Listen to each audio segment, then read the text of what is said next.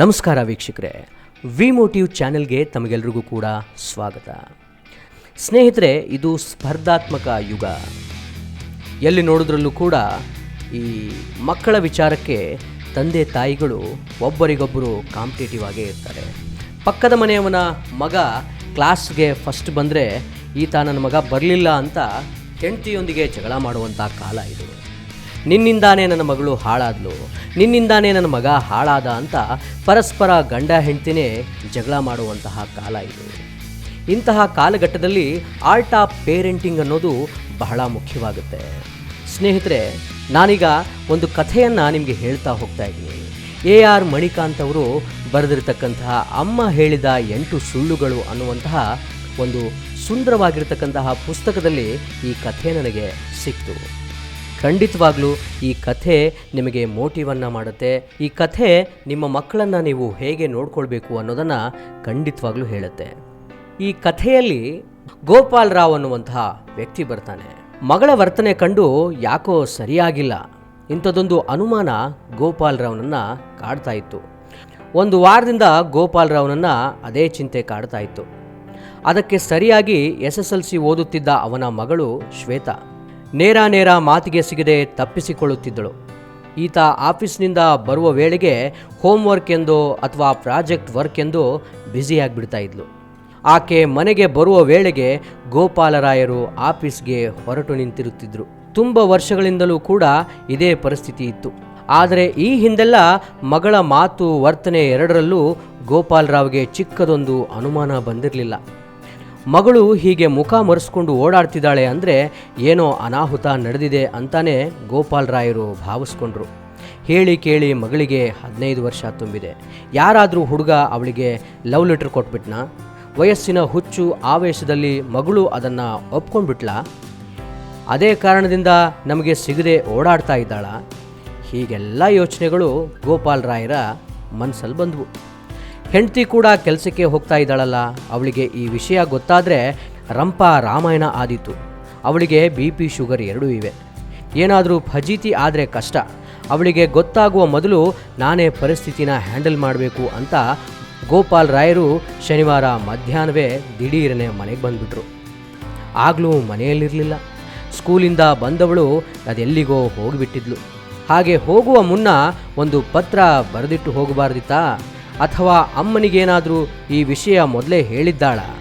ಇಂಥವೇ ಯೋಚನೆಗಳಲ್ಲಿ ಗೋಪಾಲರಾವ್ ಹಣ್ಣಾಗಿ ಹೋಗ್ಬಿಟ್ರು. ಅವರಿಗೆ ಖಡಕ್ ಉತ್ತರ ಸಿಗಲೇ ಇಲ್ಲ. ನಂತರ ಏನೂ ಮಾಡಲು ತೋಚದೆ ಒಂದು ಅನುಮಾನವನ್ನು ಅಂಗೈಲಿ ಹಿಡಿದುಕೊಂಡೇ ಗೋಪಾಲರಾವ್ ಮನೆಯೊಳಗೆ ನಡೆದು ಬಂದರು. 1-2 ನಿಮಿಷಗಳ ನಂತರ ಮಗಳ ರೂಮಿನ ಕದ ತೆರೆದು ಸುಮ್ಮನೆ ಹಾಗೊಮ್ಮೆ ನೋಡಿದ್ರು ಅಷ್ಟೆ. ಮಂಚದ ಮೇಲೆ ಒಂದು ಕವರ್ ಬಿದ್ದಿರೋದು ಕಾಣಿಸ್ತು. ಗೋಪಾಲರಾಯರು ಕುತೂಹಲದಿಂದ ಅತ್ತ ನೋಡಿದರೆ ಅದರ ಮೇಲೆ ಅಪ್ಪನಿಗೆ ತುಂಬ ಪ್ರೀತಿಯಿಂದ ಅಂತ ಬರೆದಿತ್ತು.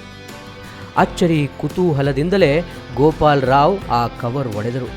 ಒಳಗಿದ್ದ ಪತ್ರದಲ್ಲಿ ಹೀಗೆಂದು ವಿವರಣೆ ಇತ್ತು: ಮೈ ಡಿಯರ್ ಪಪ್ಪ, ಕ್ಷಮಿಸು. ನಾನು ದೊಡ್ಡ ಸಂಕಟ ಮತ್ತು ನೋವಿನಿಂದ ನಿನಗೆ ಈ ಪತ್ರ ಬರಿತಾ ಇದ್ದೀನಿ. ಈ ವಿಷಯ ತಿಳಿದು ನಿನಗೆ ಬೇಸರ ಆಗುತ್ತೆ, ಸಿಟ್ಟು ಬರುತ್ತೆ. ಒಂದು ವೇಳೆ ನಾನು ಮನೆಯಲ್ಲಿದ್ದೇ ನಿನ್ನೊಂದಿಗೆ ಈ ವಿಷಯ ಹೇಳಿದ್ದಿದ್ರೆ ಮಮ್ಮಿನೂ ನೀನು ಜಗಳಕ್ಕೆ ನಿಲ್ತಾ ಇದ್ರಿ. ಮಗಳು ನಿನ್ನಿಂದಲೇ ಹಾಳಾದ್ಲು ಅಂತ ಪರಸ್ಪರ ದೂರ್ತಾ ಇದ್ರಿ. ರಂಪ ರಾಮಾಯಣ ಮಾಡಿಬಿಡ್ತಾ ಇದ್ರಿ. ಅಂತಹ ಒಂದು ಸೀನ್ ನಾನು ನೋಡಬಾರ್ದು ಅಂತಾನೆ ಹೀಗೆ ಒಂದು ಪತ್ರ ಬರೆಯುವ ನಿರ್ಧಾರಕ್ಕೆ ಬಂದೆ ಕಣಪ್ಪ. ನೇರವಾಗಿ ಹೇಳಿಬಿಡ್ತಾ ಇದ್ದೀನಿ, I have fallen in love with Santosh ಕಣಪ್ಪ. ಅಂದ ಹಾಗೆ ಈ ಸಂತೋಷ್ ನನ್ನ ಕ್ಲಾಸ್ಮೇಟ್ ಅಲ್ಲ, ಹಿಂದಿನ ಬೀದಿಯ ಮಾರ್ವಾಡಿ ಹುಡುಗನೂ ಅಲ್ಲ. ಅವನು MBBS ಡ್ರಾಪ್ಔಟು. ಆಗಲೇ ಆತನಿಗೆ 35 ವರ್ಷ ಆಗಿದೆಯಪ್ಪ. 35 ವರ್ಷ ಆಗಿದ್ರೂ ಕೂಡ ಸಖತ್ ಹ್ಯಾಂಡ್ಸಮ್ ಆಗಿದ್ದಾನೆ. ಜೋರಾಗಿ ಬೈಕ್ ಓಡಿಸ್ತಾನೆ, ಸಖತ್ತಾಗಿ ಹಾಡು ಹೇಳ್ತಾನೆ. ರಜನಿ ಥರಾನೇ ಸಿಗರೇಟ್ ಸೇತ್ತಾನೆ. ಅವನು ಜೊತೆಗಿದ್ರೆ ನನಗಂತೂ ಯಾರಂದರೆ ಯಾರೂ ನೆನಪಾಗೋದಿಲ್ಲ. ನಾನಂತೂ ಅವನನ್ನು ಪ್ರೀತಿಯಿಂದ ಸಂತೂ ಅಂತೀನಿ. ಅವನಿಗೆ ಗಾಬರಿಯಾಗಬೇಕು, ಅಷ್ಟೊಂದು ಪ್ರೀತಿಸ್ತಾ ಇದ್ದೀನಿ. ಮೊನ್ನೆ ವ್ಯಾಲೆಂಟೈನ್ಸ್ ಡೇ ಮುಗಿತಲ್ಲ, ಅವನು ನಾನು ಇಬ್ಬರು ಕಾಫಿ ಡೇ ಹೋಗಿದ್ವಿ. ಇಡೀ 4 ಗಂಟೆ ಅಲ್ಲೇ ಇದ್ವಿ. ಸಂತೋಷ್ ನನ್ನನ್ನು ಅವನ ರೂಮ್ಗೆ ಕರ್ಕೊಂಡು ಹೋದ. ಇಡೀ ಮನೆಯಲ್ಲಿ ನಾವಿಬ್ಬರೇ. ಅವನು ದಿಢೀರನೆ ಹತ್ತಿರ ಬಂದ. ಶ್ವೇತಾ ಅಂದ, ಮೈ ಮುಟ್ಟಿದ, ಮುತ್ತು ಕೊಟ್ಟ, ಕಣ್ಣು ಹೊಡೆದ. ಆಮೇಲೆ ಅನಾಮತ್ತಾಗಿ ತಬ್ಬಿಕೊಂಡು, ನೀನು ನನಗೆ 10 ಮಕ್ಕಳನ್ನು ಕೊಡಬೇಕು ಕಣೆ ಶ್ವೇತಾ ಅಂದ. ಆಯ್ತು ಡಿಯರ್ ಅನ್ನದೇ ನನಗೆ ಇರೋಕೆ ಆಗಲೇ ಇಲ್ಲ. ಹೌದಪ್ಪ, ನಾನೀಗ ಗರ್ಭಿಣಿ. ಇನ್ನೊಂದು ಇಂಪಾರ್ಟೆಂಟ್ ವಿಷಯ ಹೇಳ, ಸಂತೋಷ್ಗೆ ಹುಡುಗಿರ ಹುಚ್ಚು ವಿಪರೀತ.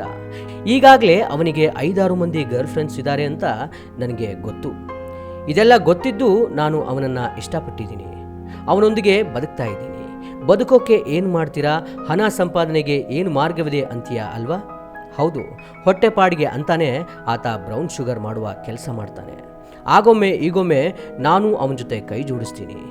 ಡ್ರಗ್ಸ್ ತಗೊಳ್ಳೋದು ಈಗ ಎಲ್ಲ ಕಡೆ ಕಾಮನ್ ಅಲ್ವೇನಪ್ಪ? ಹಾಗಾಗಿ ನಮಗಂತೂ ಯಾವ ಪಾಪ ಪ್ರಜ್ಞೆಯೂ ಕಾಡ್ತಾ ಇಲ್ಲ.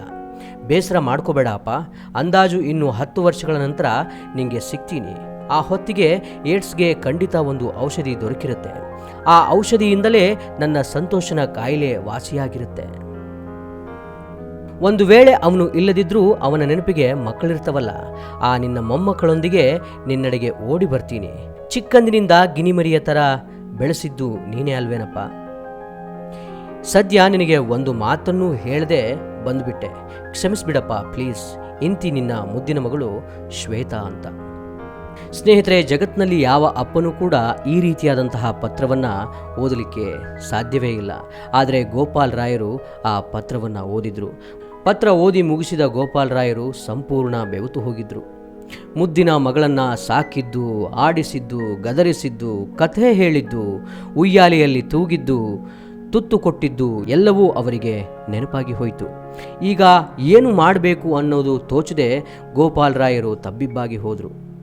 ನಿಂತಲ್ಲೇ ನಿಂತಿದ್ದಾಗ ಆ ಪತ್ರದ ಕೆಳಗೆ PTO ಎಂದು ಬರೆದಿದ್ದು ಕಾಣಿಸ್ತು. ಶಿವನೇ, ಇನ್ನೂ ಯಾವ ಕೆಟ್ಟ ಸುದ್ದಿ ಓದಬೇಕೋ ಎಂದುಕೊಂಡು ಗೋಪಾಲ್ ರಾಯರು ನಡುಗುತ್ತಲೇ ಆ ಪತ್ರ ತಿರುಗಿಸಿದರು. ಅಲ್ಲಿ ಹೀಗಿತ್ತು: ಅಪ್ಪ, ಈವರೆಗೆ ನೀನು ಓದಿದ್ದೆಲ್ಲ ಅದಷ್ಟು ಓಳು, ದೊಡ್ಡ ಸುಳ್ಳು. ನಮ್ಮ ಸ್ಕೂಲ್ನಲ್ಲಿ ಕೊಡುವ ಪ್ರೋಗ್ರೆಸ್ ರಿಪೋರ್ಟ್ ಇದೆಯಲ್ಲ, ಅದಕ್ಕಿಂತ ಕೆಟ್ಟ ಸಂಗತಿಗಳು ಅದೆಷ್ಟೋ ಇವೆ ಅಂತ ನಿನಗೆ ನೆನಪು ಮಾಡಿಕೊಡಲು ಸುಮ್ಮನೆ ಹೀಗೆಲ್ಲ ಬರಿಬೇಕಾಯಿತು. ಮತ್ತೆ ಹೇಳ್ತಿದ್ದೀನಿ, ಇದೆಲ್ಲ ಸುಳ್ಳು. ಅಲ್ಲೇ ಟೇಬಲ್ ಕೆಳಗೆ ನನ್ನ ಪ್ರೋಗ್ರೆಸ್ ರಿಪೋರ್ಟ್ ಇದೆ. ನೋವಿನ ವಿಚಾರ ಏನೆಂದರೆ, ನಾನು C ಗ್ರೇಡ್ನಲ್ಲಿ ಪಾಸಾಗಿದ್ದೀನಿ. ಸಾರಿ, ಮುಂದಿನ ತಿಂಗಳು A ಗ್ರೇಡ್ನಲ್ಲೇ ಪಾಸ್ ಆಗ್ತೀನಿ. ಈಗ ಅದಕ್ಕೆ ಸಹಿ ಹಾಕು ಪ್ಲೀಸ್. ಅಮ್ಮನ ಜೊತೆ ಈ ವಿಷಯಕ್ಕೆ ಜಗಳ ಆಡಬೇಡ. ಇಲ್ಲೇ ಪಕ್ಕದ ಮನೆ ಆಂಟಿ ಹತ್ರ ಗೋರಂಟಿ ಹಾಕ್ಸ್ಕೊಳ್ತಾ ಇದ್ದೀನಿ. ನೀನು ಬೈಯೋದಿಲ್ಲ ಅಂತಾದರೆ ಸುಮ್ಮನೆ ಒಂದ್ಸಲ ಕೂಗು, ಓಡಿ ಬಂದುಬಿಡ್ತೀನಿ. ನಿಂಗೆ ಗೊತ್ತಾ ಅಪ್ಪ, I love you very much. ನಿನ್ನ ತುಂಟ ಮಗಳು ಶ್ವೇತಾ ಅಂತ ಬರೆದಿತ್ತು. ಗೋಪಾಲರಾಯರ ಕಣ್ಣಲ್ಲಿ ಅಕ್ಷರಶಃ ನೀರೇ ಬಂದ್ಬಿಡ್ತು. ಮಗಳ ಜಾಣತನದ ಬಗ್ಗೆ ಹೆಮ್ಮೆಯೂ ತನ್ನ ಅನುಮಾನದ ಬಗ್ಗೆ ನಾಚಿಕೆಯೂ ಒಮ್ಮೆ ಗೋಪಾಲರಾಯರಿಗೆ ಆಗಿಬಿಡ್ತು. ಅವರು ಮೇಲಿಂದ ಮೇಲೆ ಭಾವುಕರಾದರು. ಒಂದು ಪತ್ರದ ಮೂಲಕ ತನ್ನ ಯೋಚನೆಯ ಮಟ್ಟವನ್ನೇ ಬದಲಿಸಿದ ಮಗಳನ್ನು ನೆನೆದು ಅವರಿಗೆ ಖುಷಿ ಹೆಚ್ಚಾಯಿತು. ಗಂಟಲು ಉಬ್ಬಿ ಬಂತು. ಉಕ್ಕಿ ಬಂದ ಕಂಬನಿ ಒರೆಸಿಕೊಂಡು ಸ್ವಲ್ಪ ಗಟ್ಟಿಯಾಗಿ ಶ್ವೇತಾ ಎಂದು ಕರೆದು ಬಿಟ್ರು. ಮಗಳು ಓಡಿ ಬರುತ್ತಿದ್ದಂತೆ ಆಕೆಯನ್ನು ತಬ್ಬಿ ಹಣೆಗೆ ಮುತ್ತನ್ನಿಟ್ರು. ಸ್ನೇಹಿತರೆ, ಈ ಕಥೆಯನ್ನು ನಿಮಗೆ ಯಾಕೆ ಹೇಳ್ತಾ ಇದ್ದೀನಿ ಅಂದರೆ, ಇತ್ತೀಚೆಗೆ ಆರ್ಟ್ ಆಫ್ ಪೇರೆಂಟಿಂಗ್ ಅನ್ನೋದು ಬಹಳ ದುಬಾರಿ ಆಗ್ತಾ ಇದೆ, ಬಹಳ ಕಷ್ಟಕರವೆನಿಸ್ತಾ ಇದೆ. ಮಕ್ಕಳನ್ನು ಮಕ್ಕಳಾಗೇ ಇರಲಿಕ್ಕೆ ಬಿಟ್ಟುಬಿಡಿ. ಮಕ್ಕಳು ಯಾವುದರಲ್ಲಿ ಇಂಟ್ರೆಸ್ಟನ್ನು ತೋರಿಸ್ತಾರೋ ಅದನ್ನು ಅವರಿಗೆ ಟ್ರೈನ್ ಮಾಡಲಿಕ್ಕೆ ಪ್ರಯತ್ನ ಮಾಡಿ. ಮಕ್ಕಳನ್ನು ನೀನು ಇದನ್ನೇ ಮಾಡು, ನೀನು ಹೀಗೆ ಮಾಡು, ನೀನು ಇಷ್ಟೇ ಮಾರ್ಕ್ಗಳನ್ನು ಗಳಿಸಬೇಕು, ನೀನು ಅವನಿಗಿಂತ ಜಾಸ್ತಿ ಓದಬೇಕು, ನೀನು ಅವಳಿಗಿಂತ ಜಾಸ್ತಿ ಓದಬೇಕು ಅಂತ ಟ್ರೈನ್ ಮಾಡೋದು ತಪ್ಪು. ಯಾಕೆ ಅಂದರೆ ಮಕ್ಕಳನ್ನು ಮಕ್ಕಳಾಗಿ ಇರಲಿಕ್ಕೆ ಬಿಡಿ. ಅವರಿಗೆ ಒಳ್ಳೆಯ ಸಂಸ್ಕಾರವನ್ನು ನೀಡಿ, ಅವರಿಗೆ ಮಾನವೀಯ ಗುಣಗಳನ್ನು ಹೇಳಿಕೊಡಿ. ಆಗ ಮಕ್ಕಳು ತಂತಾನೇ ತಮ್ಮ ವೃದ್ಧಿಯನ್ನು ತಾವೇ ಮಾಡ್ಕೊಳ್ತಾರೆ. ಅದನ್ನು ಬಿಟ್ಟು ನೀವು ನನ್ನ ಮಗ ಮಾರ್ಕ್ಸ್ ತೊಗೊಂಡಿಲ್ಲ ಅನ್ನೋ ಕಾರಣಕ್ಕೆ ಇನ್ನೇನೇನೋ ಮಾಡ್ತಾ ಹೋದರೆ ಮಕ್ಕಳು ಕೈತಪ್ಪಿ ಹೋಗುವುದರಲ್ಲಿ ಯಾವುದೇ ಅನುಮಾನ ಇಲ್ಲ. ಸ್ನೇಹಿತರೆ, ಈ ಕಂಟೆಂಟ್ ನಿಮಗೆ ಇಷ್ಟ ಆಗಿದೆ ಅಂತ ಭಾವಿಸ್ತೀನಿ. ಮತ್ತೆ ಇಂತಹದ್ದೇ ಒಂದು ಇಂಟ್ರೆಸ್ಟಿಂಗ್ ಕಂಟೆಂಟ್ನೊಂದಿಗೆ ನಿಮ್ಮನ್ನು ಭೇಟಿ ಮಾಡ್ತೀನಿ. ಅಲ್ಲಿವರೆಗೂ ಟೇಕ್ ಕೇರ್, ಗುಡ್ ಬೈ.